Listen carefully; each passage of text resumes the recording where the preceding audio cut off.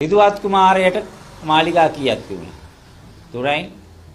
රාම්මේ සුබ බෙලබොල. මීට කලින් හිටපු ජනාධිපතිතුන්ට කීයක් තිබුණා? කල්පනා කර වැඩක් නැහැ. අපරාධේ. නේද?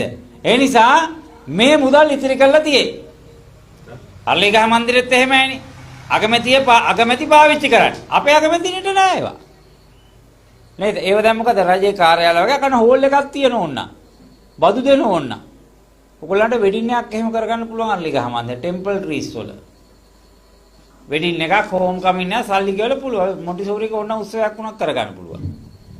ජනතා දීපල බවට පත් වෙලා තියෙන ඒවා. නේද? කල්පනා කරලා බලන්න. දැන් ඇමතිවරුන්ට කට්ටියටත් අපිටත් තියෙනවා මම හිතන්නේ නිවාස කොල්ලු පිටියේ පැත්ත. දන්නේත් නැහැ. අහලත් නැහැ. මට මගේ නෝන මගේම ආදරයක් තිබුණා. නිල නිවසක් තිබුණා. ඔවුන් දන්නේ විකුණන්නයි ණය ගන්නයි වේදිකාවට ඇවිල්ලා මිනිස්සුන්ට තවදුරටත් දේගල් ඇද බාන්නයි විතරයි.